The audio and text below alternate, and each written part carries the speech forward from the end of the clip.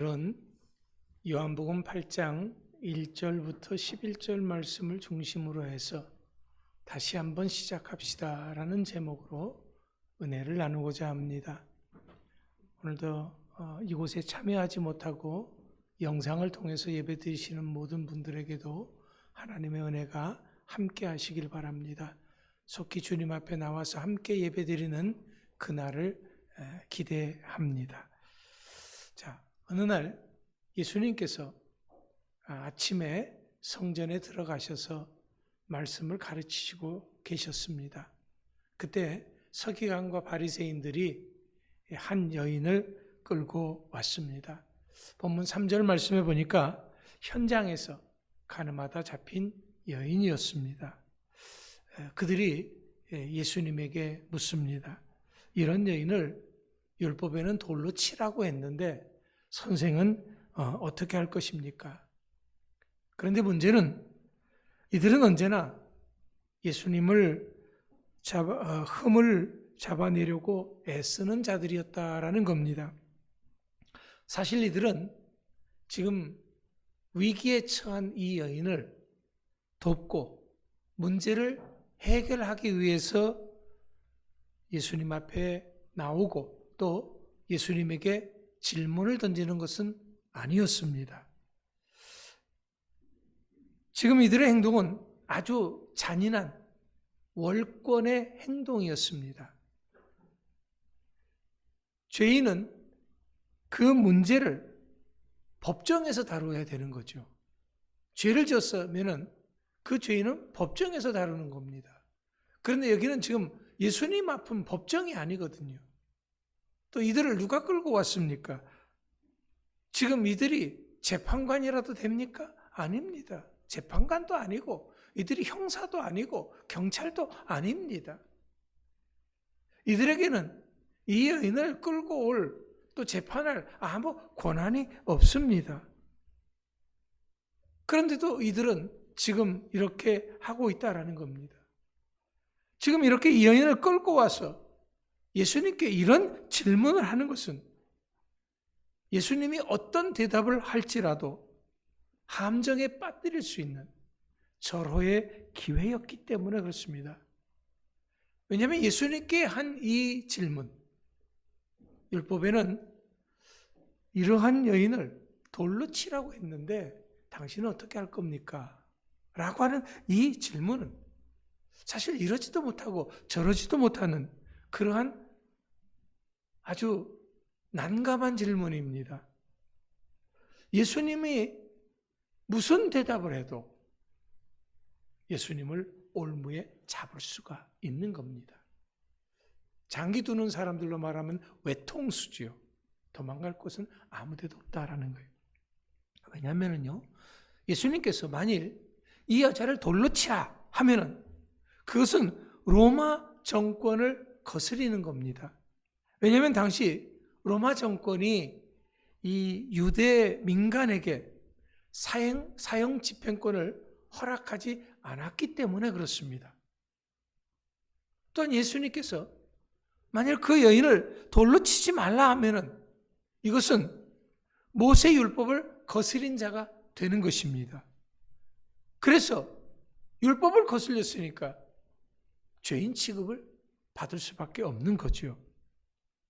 유대인들은 지금 이렇게 교묘하게 예수님을 딜레마에 빠뜨리려고 시험을 하고 있는 겁니다. 그런데 이런 이 서기관과 바리새인들의 마음을 아시는 예수님께서 오히려 이들에게 한 질문을 합니다. 뭐냐? 본문 7절 말씀에 너희 중 죄 없는 자가 먼저 돌로 치라 말씀하셨습니다. 이것은 그 여자보다는 먼저 각자 자기 자신을 돌아보고 자기 자신을 심판해라라는 겁니다. 왜냐하면 이 말씀은 마태복음 7장 5절에서 외식하는 자여 먼저 내 눈 속에서 들보를 빼어라. 그 후에야 밝히 보고 형제의 눈 속에서 티를 빼리라 한 말씀과 같은 것이기 때문에 그렇습니다. 사람들은 남의 죄는 크게 보이는 겁니다. 근데 사실은 남의 죄는 작지만은 크게 보이는 거고 내 죄는 크지만은 작게 생각한다라는 거지요. 이것이 잘못됐다라는 겁니다. 예수님께서 이렇게 말씀하시는 것은 저희의 올무에 걸리지 않고 도리어 그들의 양심을 찌르는 것입니다. 본문 9절 말씀에 보니까 이들이 예수님의 이 말씀을 듣고 모였던 사람들이 하나 둘씩 떠나갔다라고 말하고 있습니다. 그럼 이들이 하나 둘씩 예수님을 떠나갔다고 해서 이들의 행동이 진심으로 뉘우쳐서 그렇게 한 것은 아닙니다. 이들이 이렇게 예수님 앞에 이 여인을 잡아온 것은 자기네들의 행동이 정당하지 않았다라고 하는 증표일 뿐인 것입니다. 그들은 분명히 예수님의 말씀이 양심적으로는 옳은 줄 압니다.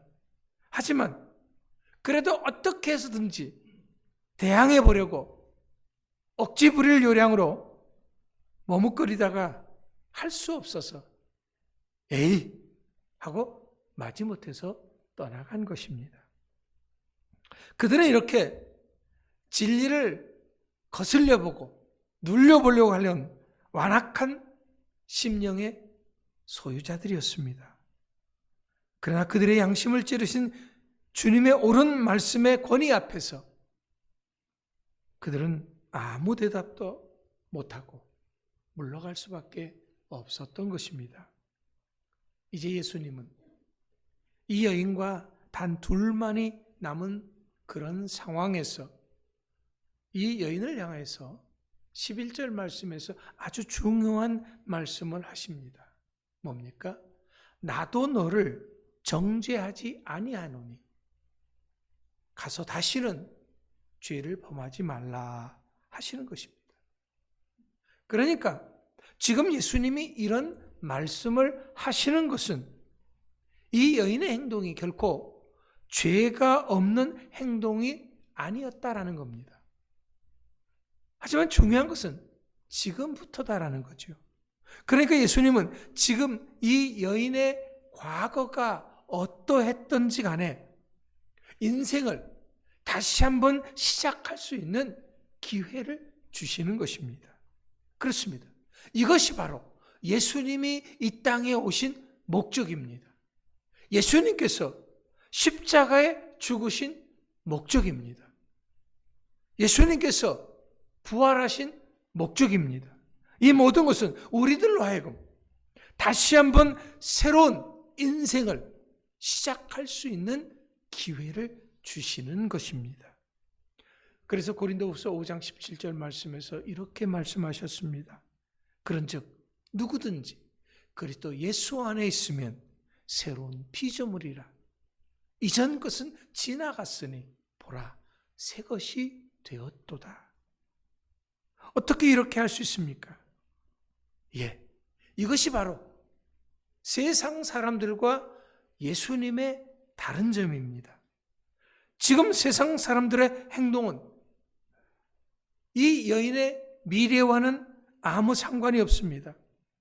이 여인을 향한 긍휼의 마음이 하나도 없습니다.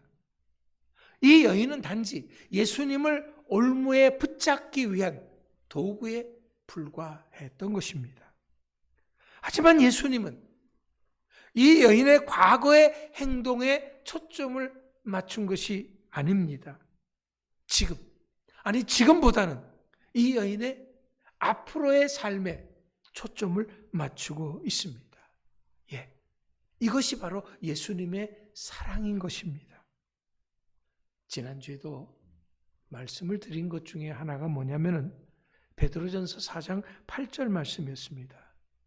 무엇보다 뜨겁게 사랑할지니 사랑은 허다한 죄를 덮느니라 말씀을 드렸었습니다. 그렇습니다. 예수님은 우리들을 사랑하심으로 우리들의 죄를 덮어주십니다. 그 죄로 인해서 우리 인생이 발목 잡히지 않도록 하시는 것입니다. 하지만 악한 사탄 마귀는 우리들의 과거의 죄로 인해서 우리들이 앞으로 나아갈 수 없도록 우리들을 붙잡습니다. 하나님의 자녀답게 살지 못하게 만듭니다. 새로운 피조물로서 피조물답게 그렇게 살지 못하게 만듭니다. 그래서 우리들을 정죄하는 것이죠. 너는 이것밖에는 안 되는 그런 존재야 하면서 우리들을 좌절하게 만듭니다. 너는 용서받을 수 없는 죄인이야 하면서 죄책감 속에 빠지게 만듭니다. 너는 누구 앞에도 설 수 없는 떳떳지 못한 그런 인간이야. 그렇게 우리를 고개 들지 못하게 만드는 것이 악한 사탄 마귀입니다. 하지만 우리 예수님은 아닙니다. 우리들의 모든 과거를 아시는 예수님은 오히려 우리들에게 위로를 주십니다. 나도 너를 정죄하지 않는다라는 겁니다. 나의 죄를 알지만 그 죄를 이제 더 이상 기억하지 않겠다라는 겁니다. 결코 이것은 우리들의 죄를 몰라서가 아닙니다. 분명히 다 알고 계시지만은 그것을 따지지 않겠다라는 것입니다. 나의 모든 허물을 이제는 예수님의 그 뜨거운 사랑으로 덮어주시겠다라는 겁니다. 이것을 몸소 보여주시는 것입니다. 예수님이 나에게 이렇게 하시는 것은 마지못해서 될 대로 되라는 듯이 그렇게 매몰차게 하시는 것이 아닙니다. 또 누구의 강요에 의해서 할 수 없이 하시는 것도 아닙니다. 내가 그렇게 해달라고 요청해서 그렇게 하는 것도 아닙니다. 예수님이 먼저 그렇게 해주시는 것입니다. 이것이 바로 오늘 우리들을 향하신 예수님의 사랑하심인 것입니다. 그렇다고 해서 앞서도 말씀드렸듯이 우리들의 죄를 가볍게 여기시는 것은 결코 아닙니다. 다만 제멋대로 재판장이 되어서 남을 정죄하는 인간들의 월권 행동을 옳지 않게 여기시는 것뿐입니다. 주님은 우리들의 잘못된 판단으로 인해서 한때의 감정으로 인해서 일어난 수많은 죄들에 대해서 모르신다는 것이 결코 아닙니다. 우리 주님은 우리의 앉고 일어섬을 아시고 우리들의 모든 출입을 아시고 우리들의 마음 중심을 살피시는 분이시기 때문에 그렇습니다. 문제는 우리들의 죄가 커도 너무 크다는 겁니다. 그렇기 때문에 우리들이 그 무엇으로도 하나님 앞에 결코 용서받을 수 없음을 우리 주님은 아십니다. 이제까지 그 어떤 희생의 제사도 우리들의 죄를 없이 할 수 없었습니다. 수만 마리의 소나 양이 피를 흘린다고 해서 우리들의 죄가 없어지는 것은 아닙니다. 아니, 심지어는 내가 죽는다고 할지라도 용서받을 수 없다고 하는 것이 바로 인간의 한계인 것입니다. 그래서 죄 없으신 예수님이 십자가에 달리신 것입니다. 나의 죄를 위해서 대신 피 흘려주심으로 용서받는 길을 만들어 주신 것입니다. 하나님 앞에 새롭게 살 수 있는 길을 열어주신 것입니다. 다시금 새로운 삶을 살 수 있는 길을 만들어 주신 것입니다. 지금 한 여인의 인생이 걸린 중차대한 문제 앞에서 사람들은 모였습니다. 그리고 그 여인을 봅니다. 그런데 그 많은 사람들, 그 보는 그 많은 사람들은 다 뭡니까? 구경꾼들입니다. 모두가 한결같이 이 사람의 말에 이렇게 휩쓸리고 저 사람의 말에 저렇게 휩쓸리는 부안해동하는 그런 사람들 뿐입니다. 단 한 사람도 이 여인의 입장에서 이 여인을 변호해 주는 사람이 없었습니다. 그렇기 때문에 이 여인이 현장에서 붙들려서 이렇게 왔을 때 어떤 생각을 했겠습니까? 이젠 죽었구나. 이젠 내 인생 다 끝났구나. 절망했을 겁니다. 여러분, 이 여인이 뭐하다 잡혔습니까? 도둑질하다가 했습니까? 강도질하다가 그랬습니까? 아닙니다. 간음하다가 잡혔다 그랬습니다. 혼자 사는 겁니까? 둘이지요. 근데 이 여인만 죄를 뒤집어 쓴 겁니다. 분명히 남자에 관한 이야기는 단 한마디도 없습니다. 이것이 세상입니다. 어떻게 나에게만 이럴 수 있느냐고 아무리 소리쳐도 소용없습니다. 지금 이 여인의 억울함을 하소연할 곳이 한 곳도 없습니다. 그런데 지금 이 여인이 사람들에게 끌려서 어디에 왔습니까? 법정에 섰습니까? 아닙니다. 예수님 앞에 왔습니다. 어떻게 이 여인이 예수님 앞에 나왔건 그것은 문제될 것이 아닙니다. 중요한 것은 이 여인이 지금 법정이 아닌 예수님 앞에 와 있다고 하는 이 사실입니다. 이것은 오늘 우리들에게도 해당되는 것입니다. 어떻게 하든지 예수님 앞에 나오는 이것이 우리 인생을 다시 한번 시작할 수 있는 계기가 되는 것입니다. 세상 어디를 찾아가도, 세상 누구를 찾아갔다고 해도 이 여인의 내일은 없었을 것입니다.